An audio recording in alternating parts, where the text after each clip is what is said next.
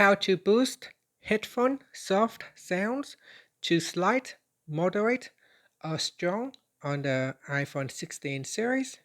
First, let's return back to the home screen by swiping up at the bottom of the screen. And from the home screen, tap on Settings. Now in the Settings page, we scroll down and then tap on Accessibility. After that, scroll down, then tap on Audio and Visual. At the top here, tap on Headphone Accommodations. Then we scroll down. In here, you can choose Slight, Moderate, or Strong. And then you can tap on the Play Sample button right here. And that will play sample sound for you to listen to.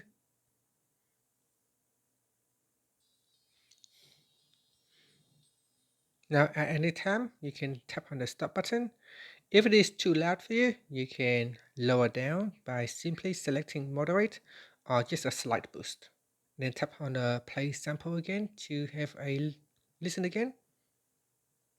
And if you find that slide is perfect, you can then simply tap on the Stop button and then swipe up to return back to the home screen.